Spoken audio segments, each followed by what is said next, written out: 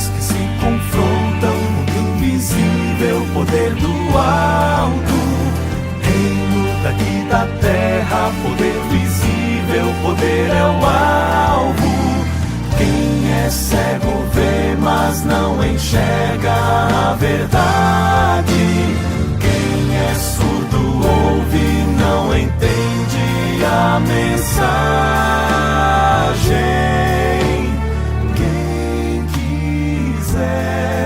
Poderá entender, pois o Senhor Jesus nos convida e diz: quem tiver ouvidos que ouça. O Espírito já falou, quem ouviu receba a vida. Pois eu sou fiel, sou o princípio.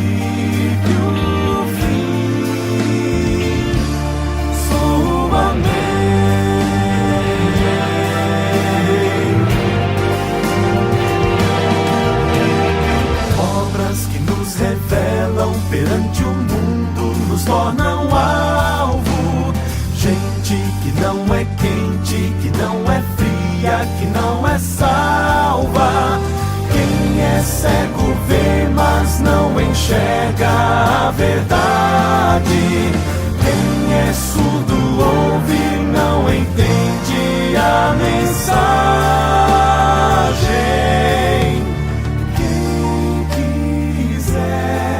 Poderá entender, pois o Senhor Jesus nos convida e diz: quem tiver ouvidos que levantar. E daí tem que enfrentar o nervosismo, a preocupação de acertar, de fazer corretamente, estar ligado a Deus, que Deus possa nos usar. E por isso, neste momento, eu gostaria de fazer uma oração. Nós temos aqui alguns pedidos de oração que chegou até nós. Nós estamos numa semana de oração. Hoje nós estamos fazendo o encerramento. E nós passamos aqui 10 dias nessa semana de oração. Nós temos um garotinho que chama Lourenço. Ele tem 1 ano de idade. Ele está passando por uma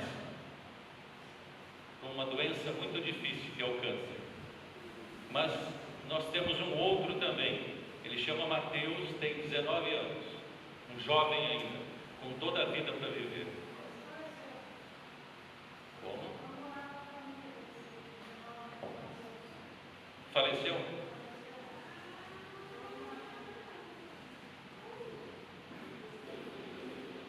Vamos então inverter então. Vamos orar para a família que está enlutada, ok? E temos mais um também. A Sara, ela está pedindo oração para a Raquel, que é sua filha, né? Ela é a irmã do Demétrio. É isso? Quem trouxe aqui, Rotinha? Sua irmã, né? Tá. Vamos orar por ela. Ela está com um problema do olho. E ela necessita das nossas orações. E eu gostaria que a igreja, então, orasse em casa para esses 3 pedidos que nós fizemos aqui. O Lourenço, que é um garotinho de 1 ano, para a família do Mateus, que faleceu, e também para a Raquel, ok? Vamos colocar de joelho para nós orarmos? Nós sabemos que na semana de oração nós temos um texto de regime alimentar, e esse está na página 59, que diz o seguinte: como nossos primeiros pais perderam o Éden pelo apetite indulgente, nossa única esperança de conquistar é por meio da firme negação do apetite e da paixão, a abstinência do regime alimentar e o controle de todas as paixões preservarão o intelecto e darão vigor mental e moral, habilitando o homem a sujeitar todas as inclinações e ao domínio das faculdades mais elevadas, e discernir entre o certo e o errado, o sagrado e o comum. Abram a Bíblia de vocês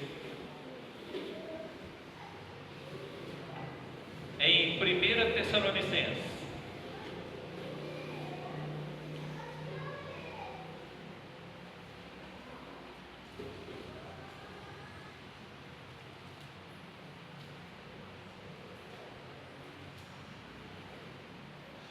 Primeira Tessalonicenses 5:17. Diz aí o quê? O que vocês leem aí? O que seria isso? Orar sem cessar. Será que nós devemos então praticar essa oração constantemente? Será que nós teríamos que ficar dia e noite, melhor dizendo, só o dia orando? Será que é isso? Deus quer que nós tenhamos oração como um acontecimento na nossa vida, na vida do cristão, constante. E quando será que nós podemos orar? Nós vemos que no decorrer da semana, nós vimos assim, que hora que nós devemos orar, se nós devemos orar de joelhos, se nós devemos orar de pé, se nós devemos orar deitado. Então, nós aprendemos muita coisa essa semana, mas eu digo que nós devemos orar constantemente.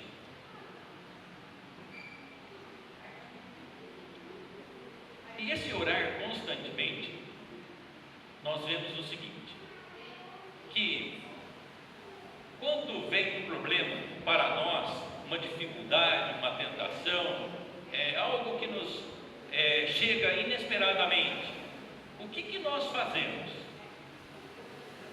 O que nós devemos fazer? Ninguém se arrisca? O que nós devemos fazer?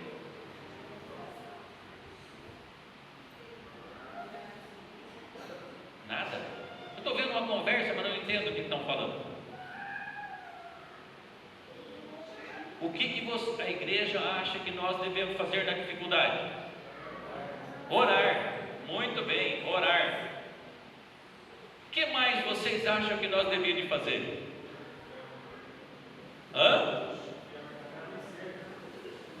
Agradecer. Bom. E você falou, Fernando? Confiar. Bom, também. Eu conheci uma pessoa que ela dizia assim: quando eu estou nervosa, sabe o que eu faço? Eu como, engordo. Aí eu fico mais nervosa ainda, como, engordo. Muitas vezes nós ficamos preocupados com alguma coisa e nós passamos a comer em demasia. Muitos afogam as suas mágoas aonde? Na bebida. Bebem demais, se afogam na bebida. Isso traz transtorno. Jesus, quando estava passando por uma dificuldade imensa, e ele sabia que a poucos minutos daquele determinado momento, ele ia ser preso, ia ser crucificado, e Jesus, como sabe de tudo, tanto no presente, no passado e no futuro, ele sabia o que ele ia passar. O que ele fez? Olha, quando Cristo via mais fortemente afligido pela tentação, ele não comia.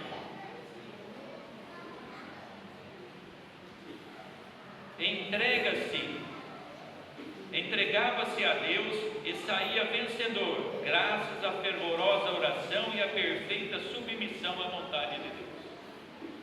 Muitas vezes nós devemos fazer essa prática do jejum. O conselho é para nós: os que anunciam a verdade nos últimos dias deverão ter muita oração e muito jejum. Tem de haver mais espiritualidade, mais profunda consagração a Deus e ao zelo em sua obra, nunca visto anteriormente. Muito tempo deve ser gasto na oração para que as vestes do nosso caráter seja lavada e branqueada no sangue do Cordeiro. Há um tempo atrás, alguém mencionou que os adventistas do sétimo dia oram uma média. Vocês se lembram que média era essa? Alguém lembra? 3 minutos. 3 minutos é a média do adventista orar. E nós fizemos uma pesquisa na igreja, eu me lembro disso. Nós fizemos uma pesquisa e graças a Deus nós passamos a média. Nós chegamos a 7 minutos de média do adventista orando. É pouco? Realmente é muito pouco. Mas se você ajoelhar, faça isso. Você vai chegar em casa hoje e você vai ajoelhar e você vai orar por tudo que você vier à sua mente. Você vai pensar nas dificuldades da igreja, nas dificuldades dos seus irmãos, da sua família, de você e tudo. Você vai orar e você vai marcar quanto tempo vai. Não vai passar de 10 minutos. Mas tem gente que ora mais. Eu conheci um senhor, a Cida se lembra muito bem desse senhor.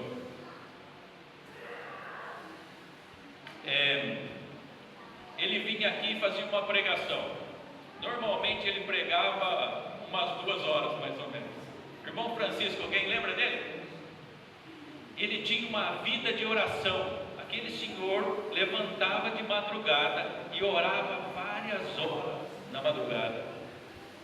Que média excelente, né? Que média muito boa para o cristão, orar. E quando nós oramos, nós se aproximamos de Deus.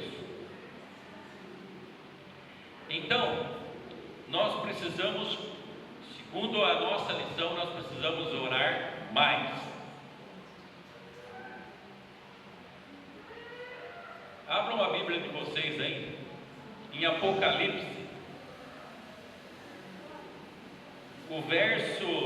o capítulo é o 7,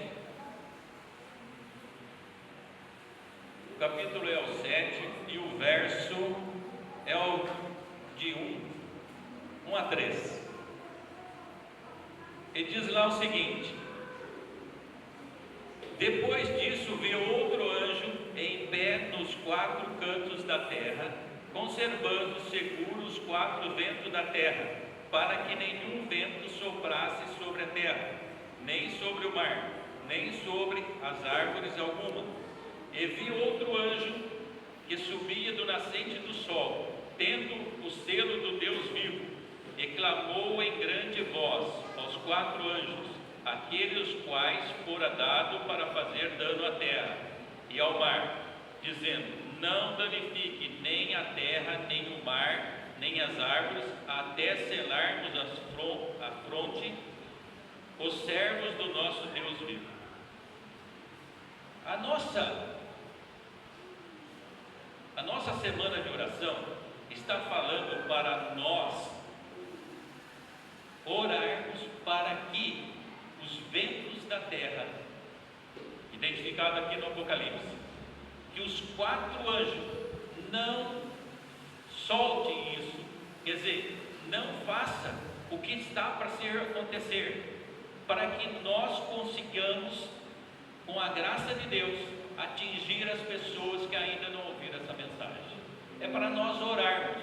E você se lembra agora, se você orou alguma vez para que os anjos que estão segurando esses acontecimentos não façam isso? Eu não me lembro. Alguém se lembra que fez isso? É para nós fazermos isso. Por quê? Porque a partir do momento que esses anjos fizerem isso, realmente nós vamos chegar ao fim dessa terra. Nós vamos selar os acontecimentos, vamos acabar com os acontecimentos que aqui estão. Nós estamos vivendo num período mais solene da história desse mundo, destinado nas imensas multidões da terra, está prestes a decidir-se nosso próprio bem-estar e futuro e bem a salvação de outras almas. Depende do caminho que ora estamos seguindo. Precisamos ser guiados pelo Espírito da verdade. Todo seguidor de Cristo deve fervorosamente indagar: Senhor, o que queres que eu faça? Precisamos de humildade perante o Senhor, com jejum e oração, e meditar muito na palavra, precisamente nas cenas do juízo final.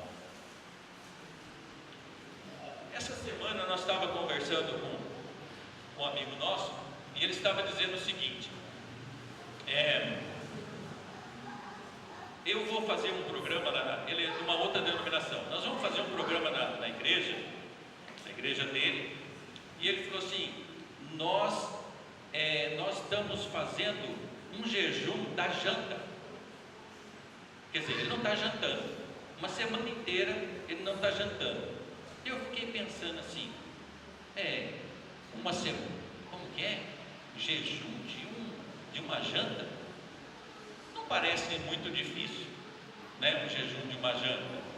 Aí eu fiquei pensando assim, e nós como igreja estamos fazendo o quê? Estamos fazendo um jejum também de uma janta? Aqui nos diz que hoje é um jejum de 10 horas. E eu estava conversando com o seu Luiz ali nos bastidores, ele é bem mais experiente do que eu, e nós estávamos conversando ali num grupo aqui nos bastidores, e o seu Luiz disse que a igreja está mudando.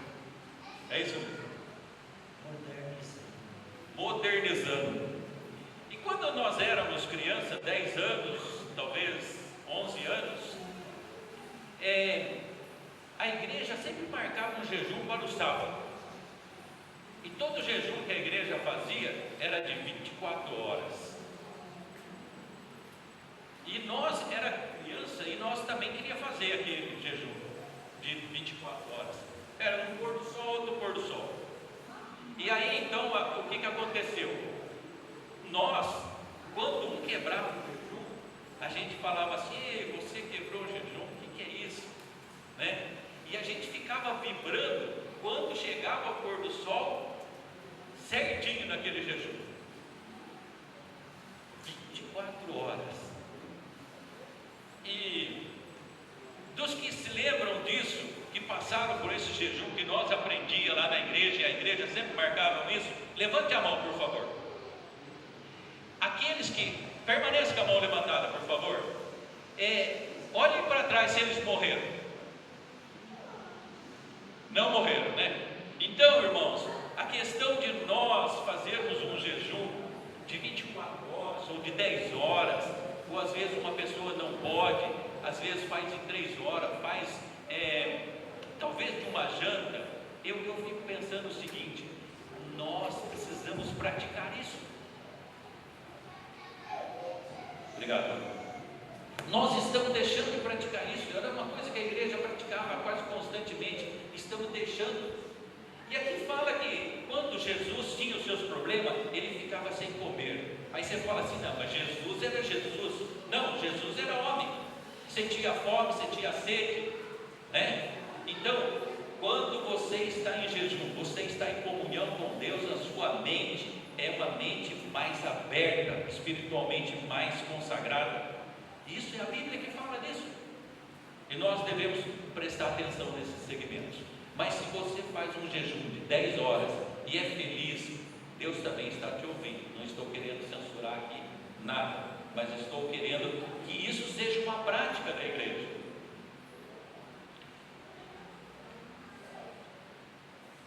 tempo de angústia, o tempo de agonia que diante de nós está passando, vai exigir que nós tenhamos muita fé para suportar o cansaço, a demora, a fome. E eu pergunto para você, a igreja está passando por esta dificuldade, por essa demora, por esse cansaço na atualidade? Tá ou não? O que vocês acham? Nós estamos vivendo num país maravilhoso. Não tem nada que nos aflige espiritualmente, assim falando, assim, pressão, liberdade religiosa. Nós estamos vivendo um país light. Cada um segue o que quer, ninguém se importa e está muito feliz. E nós estamos pensando que a coisa vai continuar desse jeito por todo o tempo. Vocês sabiam que na Europa vai se tornar um continente islâmico? Para uma cultura sobreviver, ela precisa de 2,11 na questão de natalidade. Os filhos que nascem, uma família, 2,11. A Europa que mais tem é a França, 2,8. Sabe quantos islâmicos estão nascendo na França? 8,1. E tem um vídeo que está aí na internet, está dizendo o seguinte, que isso é na América, isso é em todos os lugares. E aí vocês falam, será que o Estado Islâmico vai aparecer por aqui? Será que o Sabat, qual é o nome do outro lá, vai aparecer por aqui? Será que o Boko Haram vai aparecer por aqui? Eu não sei. Não estou preocupado se ele vai aparecer também. Mas escuta aqui, eu estou preocupado com a igreja. Olha, nessa revista que saiu no mês de fevereiro, diz o seguinte: nossos irmãos lá no Quênia, vou ler a reportagem para vocês. Pelo menos 8 dos adventistas que estavam entre os 28 passageiros do ônibus massacrado pelos extremistas muçulmanos em uma manhã de sábado no norte do Quênia, comunicou a divisão africana central, centro-oriental. No final de novembro, os militantes do Al-Sabat pararam o veículo que vinha de Nairobi e interrogavam os passageiros para determinar se eram ou não muçulmanos.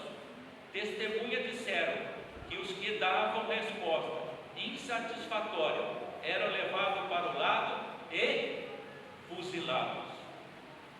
8 de nossos irmãos da igreja foram fuzilados. É preocupante, não é? Nós precisamos orar muito. Se nós estamos orando 3 minutos, nós devemos orar 6. Se nós estamos orando 10, devemos orar 20. Se estamos orando 2 horas, devemos orar 4. Por quê? Porque os acontecimentos estão chegando.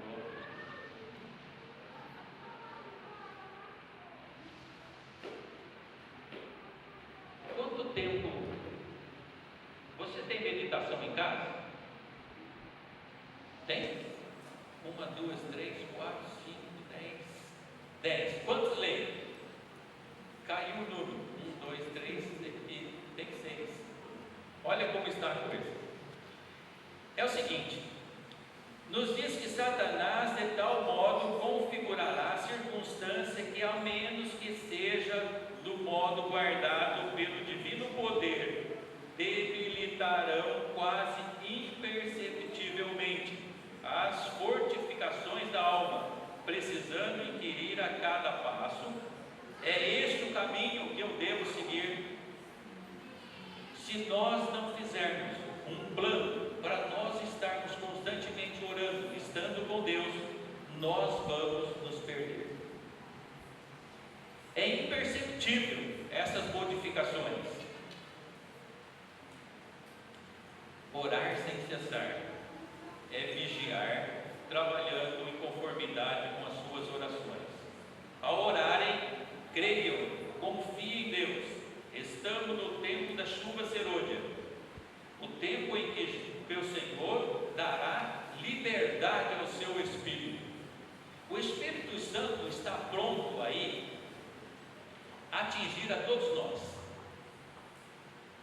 Tem muita gente querendo usar o Espírito Santo, mas é o Espírito Santo que usa nós, sabia?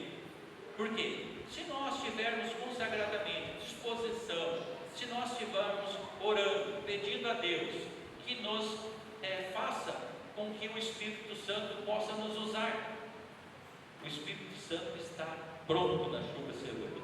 Nós temos duas chuvas, uma chuva temporã, a Bíblia diz, e uma chuva serôdia. Nós estamos vivendo o tempo da serôdia. E nós estamos à disposição.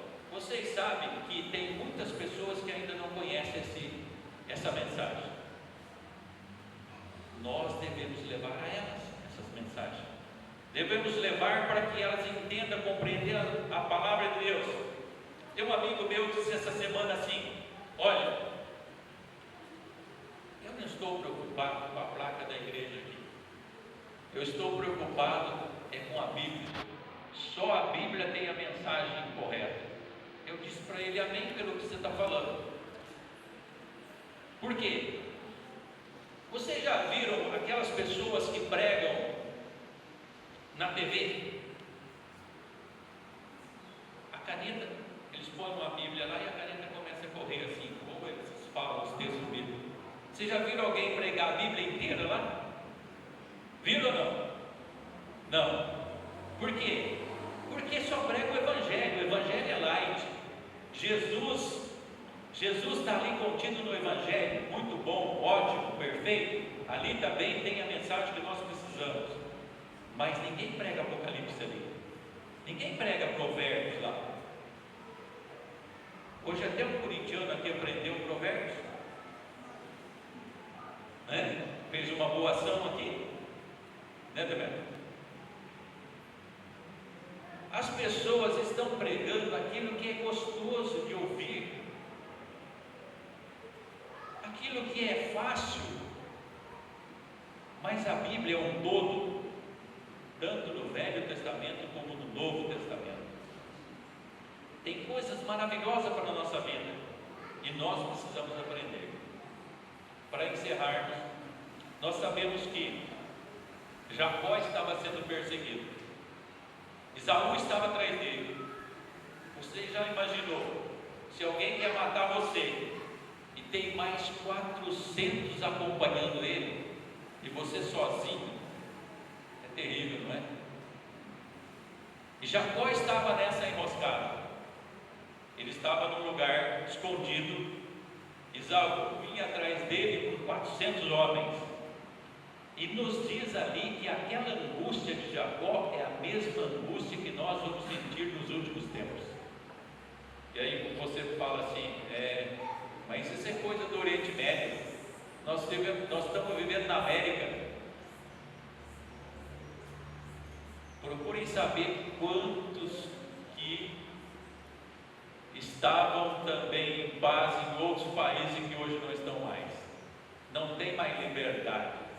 A liberdade quem faz é o maior, quem faz é o forte, o que tem 400 homens ou milhares de homens. A angústia de Jacó. E aqui eu quero encerrar aplicando isso para nós. Como é que Jacó fez para se livrar daquela angústia? Nos diz que o anjo estava ali. Ele o que fez com o anjo? E agora eu pergunto para você: você está agarrado a um anjo? Você segurou esse anjo e agora pediu para ele: ou você me abençoa ou eu não deixo você sair daqui? Ou nós estamos assim esperando uma mudança perfeita até que Jesus volte? Nós estamos estudando uma meditação, por isso que eu falei para vocês da meditação, que fala dos nossos irmãos com o desapontamento de 1844. Nós somos criticados às vezes por esse 1844, mas veja, estava contida no Apocalipse que nós ia passar por esse desapontamento. E lá nos diz que os nossos irmãos de 1844 só venceram porque oraram a Deus, porque ficaram temendo devidamente angustiados, e ali Jesus deu um caminho novamente para eles seguirem. Falaram assim: olha, o que vocês erraram está aqui, o que vocês acertaram está aqui, e o que vocês precisam aprender é isso daqui. E eles só conseguiram um novo horizonte, um novo caminho, um novo sol, quando oravam a Deus. E nós precisamos também fazer como Jacó, orar a Deus, agarrar o nosso anjo, pedir para que Jesus nos abençoe, para que Jesus possa nos fortalecer na dificuldade. Precisamos orar por esses nossos irmãos, essa igreja que está sofrendo nesses lugares. Que seja uma constante na nossa vida a oração e o jejum, que nós possamos ser abençoados, pois Deus quer nos abençoar e quer nos repartir essa bênção nesta manhã também. Amém?